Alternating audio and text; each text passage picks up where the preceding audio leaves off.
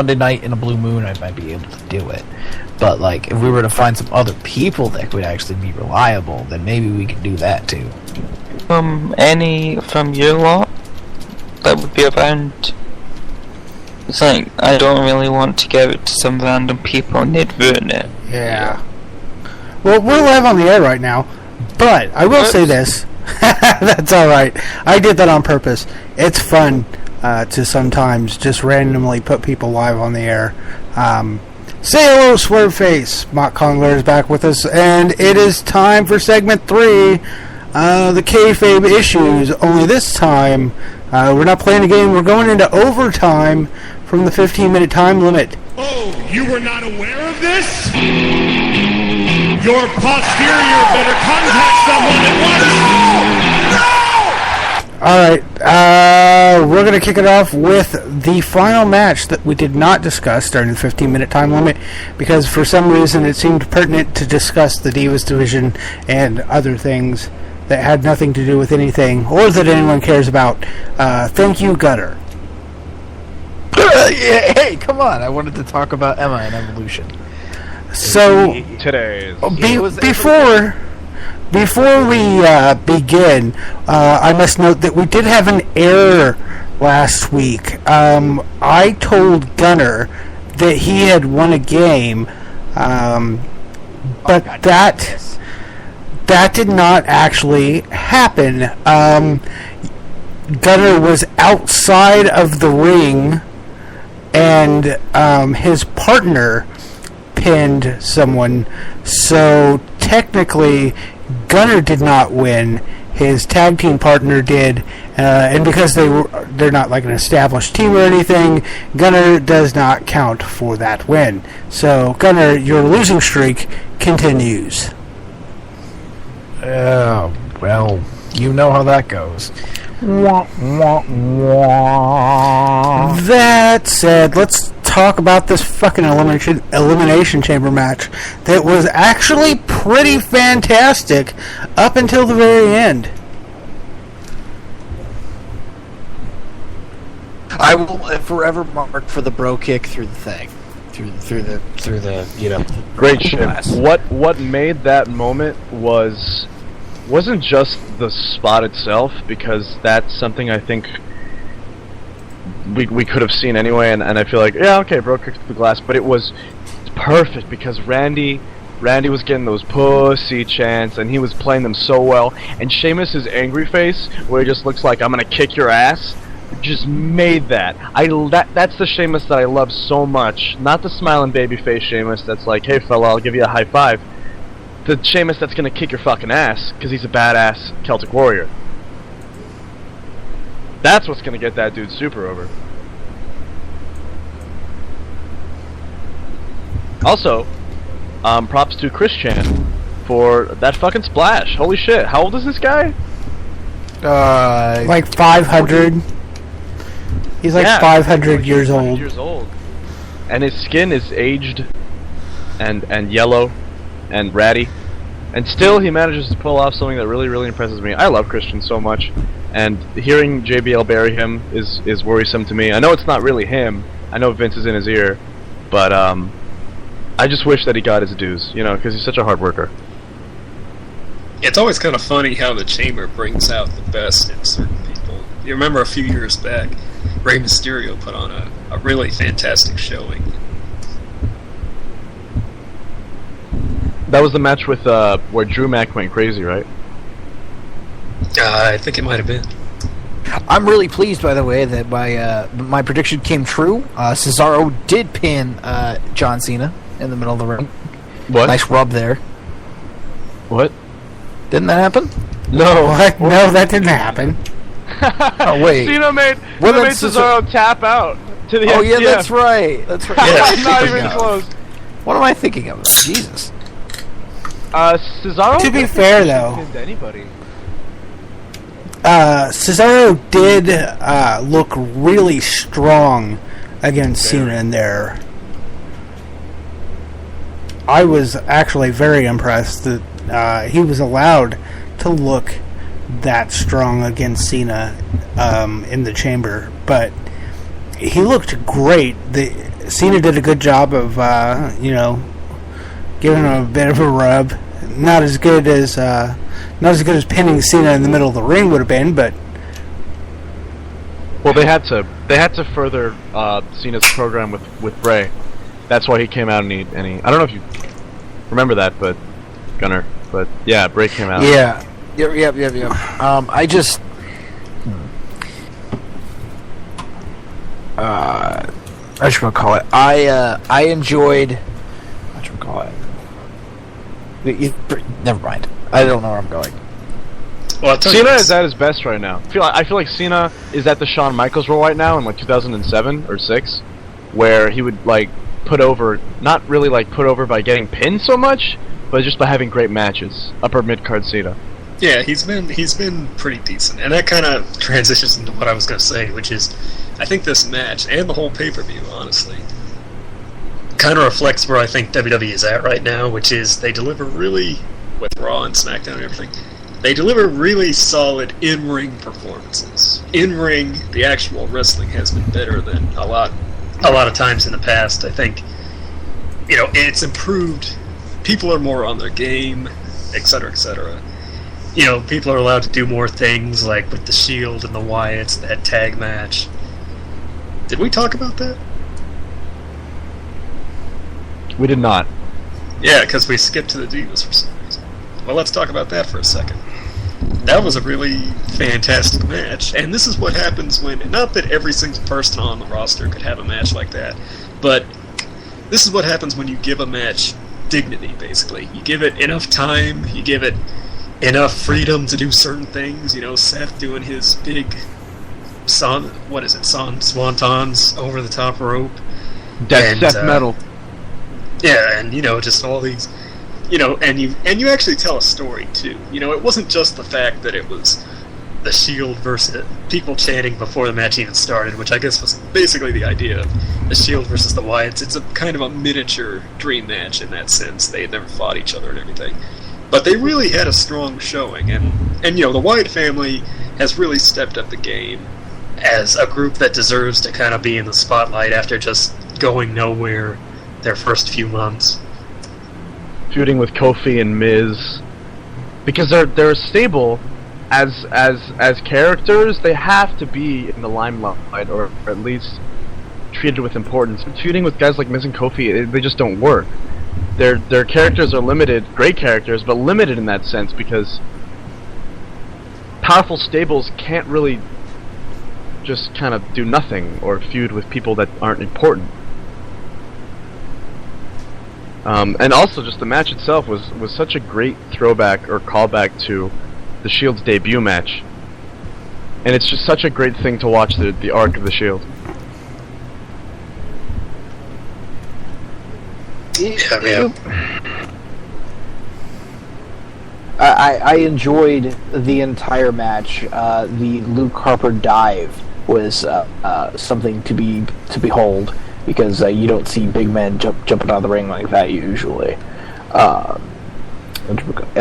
Dean Ambrose basically running away and not coming back to the match was a very key element, I believe. That was very good storytelling, and I was just wondering what you guys think the plans are for the Shield for WrestleMania to tie it into a more future. I guess I can only assume a triple threat match between the members. Well, Dean didn't exactly run away. He was brawling with Bray, but he didn't come back, so it's assumed that Bray kicked his ass. But the Shield were grilling him last night, so it's possible that he just didn't come back on his own accord. I don't know if they're going to do a triple threat, because it feels like they would have started that last night. How many weeks do we have until WrestleMania? Like 6. Really? 5 or 6, yeah. Well, I guess they could. If they have that triple threat, I don't really see it as a breakup so much as like they're in a team and they're forced to have that triple threat, and they kind of just have to deal with it, Because I feel like the breakup would have already happened. I think that the breakup would have already happened. Not only that, but there would have been some sort of. I feel like they're going to be taken out. I feel like that the Wyatts are them and the Wyatts are going to feud actually. and what's going to happen is that the Wyatts are going to end up taking them out completely, and then they'll all reappear as like different characters, and it'll be Husky Harris versus Husky Harris versus Lee Key, if you will, all over again with the dueling chance of, hey, I know what your character used to be, kind of thing, or repackaged basically. Do you think they're going to repackage the Wyatts? Oh, I think they're going to repackage the Shield. Like the Wyatts. There's only so much the Shield can do away. Yeah, the Shield are pretty much done. It's such a weird environment right now for wrestling, because like you could have a stable like the Shield around forever if this was the '80s, like with the Four Horsemen. But stables don't really last that long, especially when every single one of the people in that group is talented as hell. With TV every week, 2 shows every week, and all these pay-per-views, stories have to move very fast. And the focus is on the individual as opposed to the group, and that's why we saw for a very large amount of time there, more singles action focused as opposed to the tag team action focused. Yeah, I mean, like I said, there's only so much they can do as a unit. We've got Reigns standing out now. We've got Seth even standing out. I think all 3 are successful as individuals, and eventually, this is an example of a tag team breaking up because it makes sense rather than just because. But let's get back to the actual chamber match, and let's just get to the point of contention here. The idea that once the Wyatts interfered and cost Cena the match, and then Kane comes out, that's when the match died. Kane came out because you could see the writing on the wall completely. Absolutely. And the worst part about that is that we all saw it. We all knew this was going to happen. We all expected this to happen. There was no surprise. There was no shock or even a sense of, well, this is the way it should have gone, because it isn't the way it should have gone at all.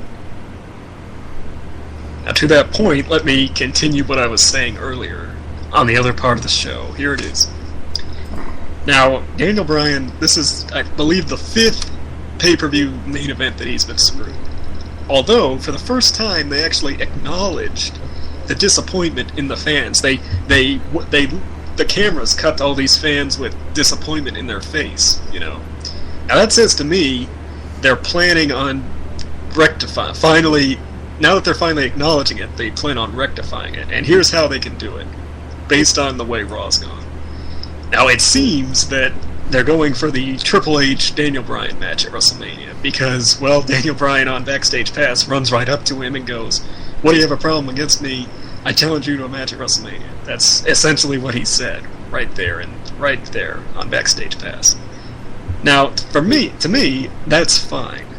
It's a match that makes sense given their history, and it's a perfect opportunity to give Bryan a big WrestleMania win/moment, defeating Triple H, finally defeating the Authority, etc., etc. So it's fine to me. The problem is, there are 3 scenarios here. Number 1, they have the match, Bryan wins against Triple H. However, in this scenario, you still have Orton Batista as the main event. And that doesn't make sense. Not because of the match itself, but because they're seemingly turning Batista heel now, right? But why would you do that unless he didn't have a face to counteract him? Specifically Daniel Bryan, not Randy Orton. Is Randy Orton going to be a face? Orton's even more worse than Batista is at being a face. Basically, it's a heel versus heel WrestleMania main event, and you're absolutely right sitting here saying that, it's a bad idea for them to do that. However, here's the problem. As much as Undertaker's streak, as much as the WWE Championship is a part of WrestleMania, at this point, so is beating Triple H. It's become a habit, and it's become one of those I'm the self-important booker things where a owner of a company will try to book themselves in a main event match, not the main event match, but in a main event match that would be considered, top tier in the company, even if it is, and even if it's not. And what it's suffering from is what Triple H suffered from when he was originally being pushed as, a superstar all those years ago. And it was the fact that he's a 7, and he thinks that this match is as important as a 9, but everybody else sees it as a 4 match, and really, in all actuality, it's probably going to be a 6 match if we're going out of 10 here.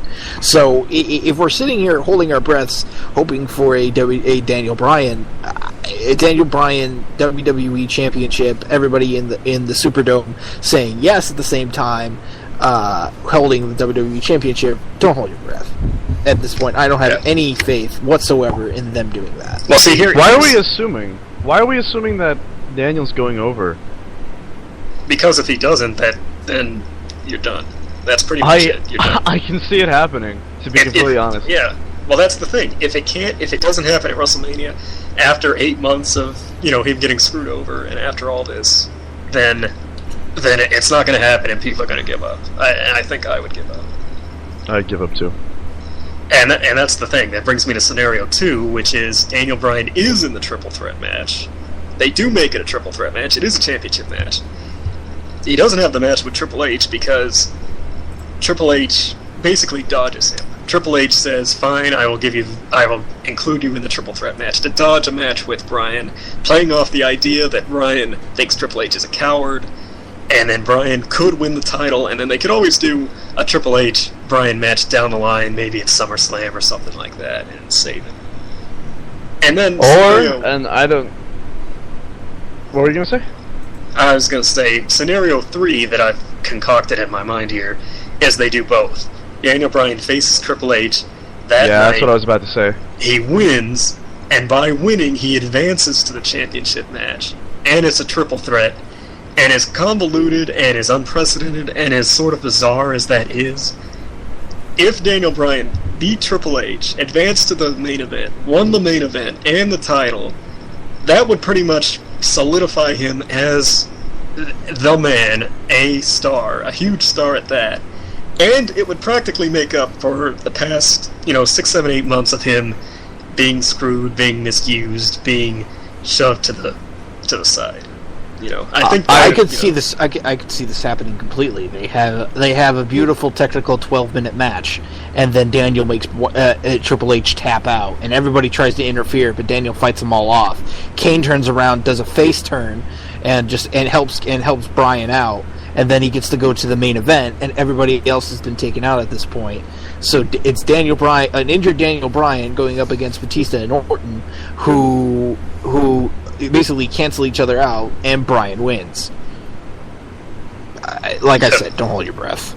Well, but isn't that kind of I love Daniel's my favorite wrestler, but if it was anybody but Daniel, we'd be scoffing at that, to go over Triple H and then go over. If it was anybody but this push, if it was anybody but this time, if it was anybody but this place, and if it was any other scenario, it wouldn't work. But this scenario calls for that, and that would scream to me of desperation on the WWE side of things, because it would say, hey guys, we have no idea what we're doing with our booking, and we kind of fucked ourselves over at one point or another, and we're kind of dragging our feet and making sure that you guys buy the network and stuff, because if you buy the network, Daniel Bryan will be the WWE champion and whatnot, blah, blah, blah, blah, blah, blah, blah. They got themselves into this situation, and you'll notice all 3 scenarios I presented, all 3 of them have Daniel Bryan winning. And there's just no getting around it at this point. It's WrestleMania. It's not a matter of being a Daniel Bryan fan or a fanboy or, thinking he has to win all the time. It's a matter of they introduced him as a star, and they gave him the slow burn push of being screwed and losing and all this aggravation and frustration and, conflict and adversity. They did this for like 8 months straight. And if it's not going to happen at WrestleMania, it's just not going to happen. People are going to give up. And like Gunnar said, this special circumstance calls for him beating Triple H and winning the title on the same night. it, as convoluted as it is, even despite the circumstance, it would make sense and it would be appropriate. It's Russonomics, and I'm not saying to the guy, "Hey, hi Russonomics." No, it's Russonomics basically. They've fucked around so long that the only way to fix it is to do a major double swerve. Now, that being said, I would be satisfied with any one of the scenarios. They don't necessarily have to have him win both nights. A win against Triple H would be a huge moment, as would a win winning the title, being in the main event, etc. So I'm just saying, it has to happen. One of those scenarios has to happen, or else, there's just no getting around it. People are going to give up, and they just won't get it. It proves they just don't get it. All right, let's wrap this up here. Did you guys buy the network? Yes or no? Not yet. I will try the free trial when I think about it. I didn't do it at first because of all the first day hiccups. I didn't. I probably will eventually. It's not something that I need right now. I've got the free trial, but I'm waiting to actually make the commitment and buy the 6 month worth of it. I have not personally purchased it. I might, so I could watch the unedited Hall of Fame ceremony, because that'll be badass. But we'll see. We'll see if I actually buy it. So, all right, I'm hungry. Me too. I want a burger. Yeah, I'm gonna go get some meat. Show's over. I'm eating a burger as we speak, and it's delicious. Dairy Queen drive-through. We're going through the Dairy Queen drive-through. Oh, yeah. Hey there, Mock Kongler. Will you read the ratings? Yeah, sure thing. In a sexy voice. Impact. The 220 February 20th TNA Impact Wrestling drew a 1.0 cable rating. This is down from last week's 1.14 cable rating. Viewer totals for the show are not yet available, as the show did not place among the top 100 cable shows on Thursday night. SmackDown! The full household rating for last Friday's WWE SmackDown is in. The show did a 1.95 cable rating, down 2% from a 1.98 the week before, and I believe that was down from the week before, so it is a slow decline for SmackDown. Raw! The February 17th WWE Raw remained among the top 25 shows on cable last week for the week ending February 23rd, 2014. The show came in at number 4, number 5, and number 7. This is up from previous week's show that ranked in at number 6, number 8, and number 10. The show drew a 3.08 cable rating with 4.36 million viewers. The ratings are in for last night's February 24th, 2014 episode of Monday Night Raw from the Resch Center in Green Bay, Wisconsin! And the show pulled an average of 4.65 million viewers. That's up from 4.36 million last week and 4.32 million the week before. Here's the hourly breakdown. Hour 1 was 4.89 million, brother, cause Hulk's a draw. Hour 2 was 4.78 million, and Hour 3 was 4.31 million. And with the birthdays, Yank of DDS. Alright, so the birthdays this week, starting with today, the 24th, we have Principal C.W. Bergstrom, Sterling James Keenan, Pretty Boy Floyd Mayweather, and Shinsuke Nakamura. Omega BR? Was that right? Swagsuke. Swag. Yeah, close enough. Alright, on the 25th, we have the Big Show, Paul White, and also Nature Boy, Ric Flair. Can I get a woo? Woo! Alright, on the 28th, we have Ricky the Murderer Steamboat and Masato Ricky the Murderer Steamboat. Are you confusing him with Jimmy Superfly Snuka? Oh, I guess I am. I'm fucking tired as shit right now. Ricky the Dragon Steamboat. He's skirted the law for so long. Yeah, well, I just botched the shit out of myself, didn't I?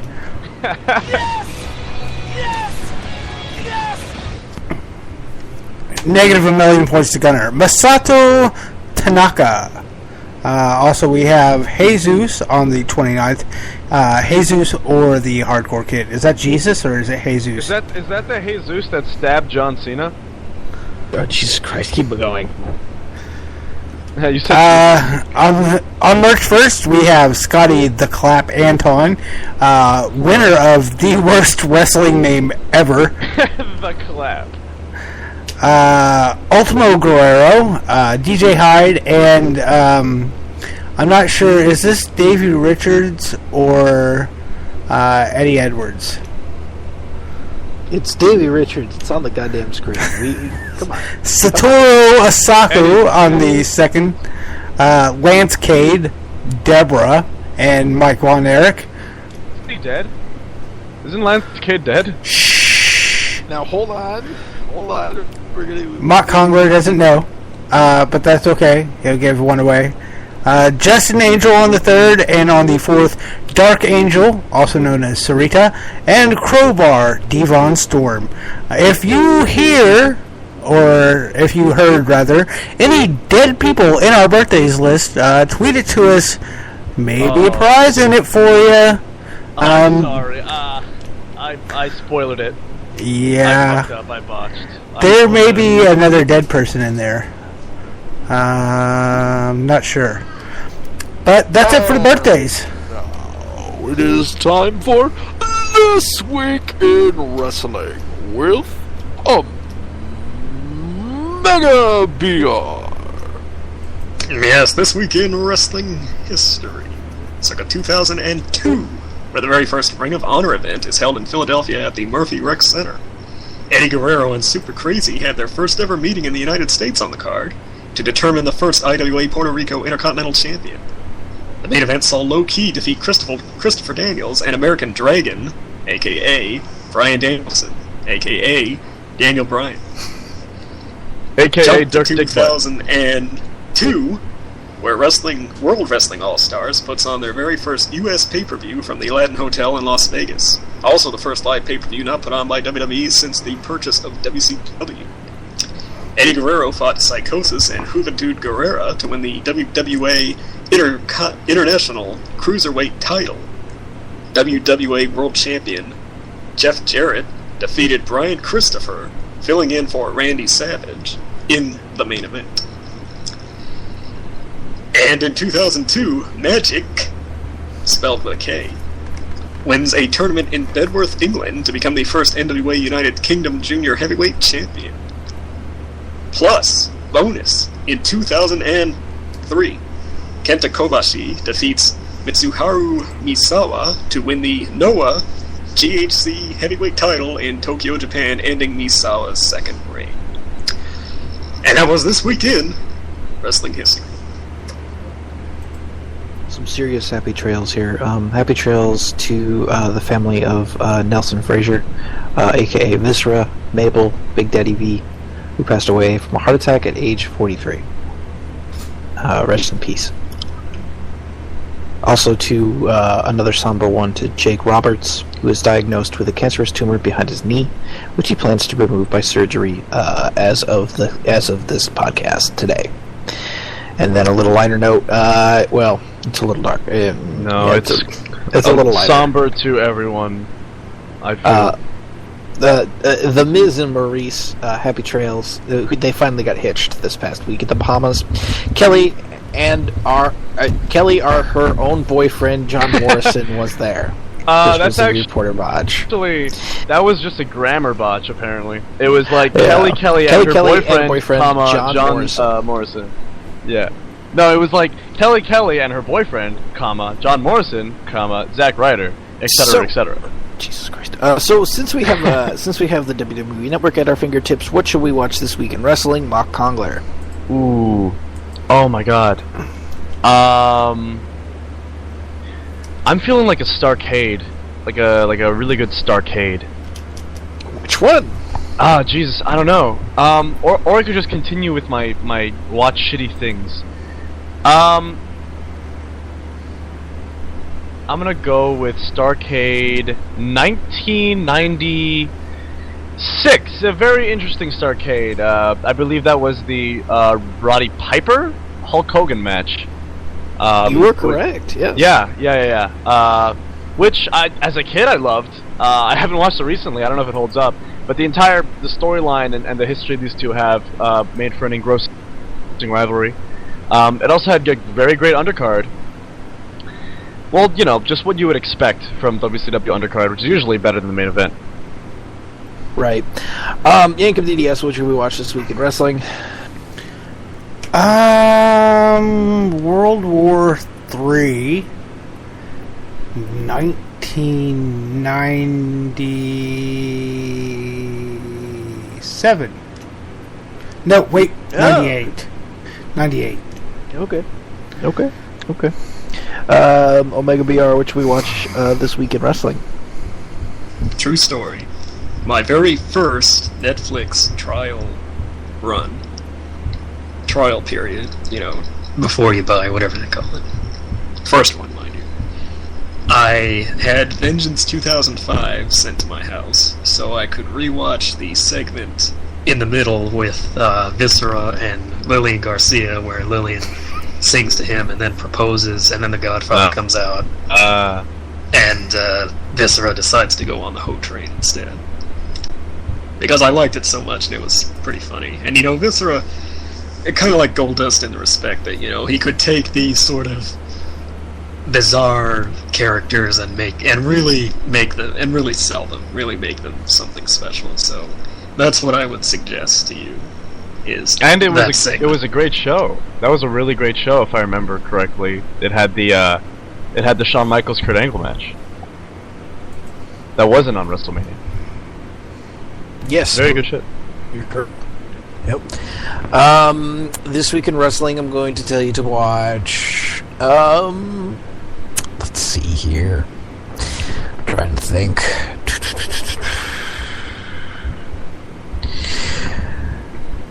Go watch Vengeance 2006. 7? One of the two. Edge in his hometown in a TLC match against John Cena for the WWE Championship. Because that was damn good.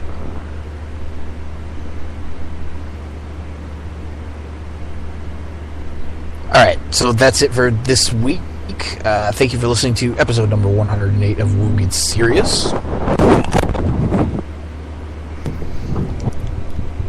Here. Oh, God. What? We're going to do some plugs. SmartSnark.com. You can check us out there. You can check out all of our old podcasts. You can check us out on Twitter, too. Twitter.com/SmartSnark. You can find us there live tweeting every pay-per-view and Monday night. Yankum does it normally. I do it sometimes. You can check out our Facebook, Facebook.com/SmartSnark. And you can email us if you are an indie promoter or a indie worker looking to get some exposure and you would like to be interviewed by us. smarksnark@gmail.com. Or a Thank y'all for listening. indie Yanana. Mm-hmm. That was bad. That was bad. Where's my boo for that? Jesus. That would make a good... You think that would make a good name for a female star? Indiana? Indiana. It sounds like a porn name. Indiana. Like Anna. Yes. We got the joke, Omega. Nobody steal that. I'm going to use it. You would too. You'd cross just to do it. Alright, everybody, thanks for listening. We'll catch you next time. Take care. Spike your hair. Woo, woo, woo. Woo, woo. Whoa. Whoa. Whoa. Woo! Good night, Chattanooga.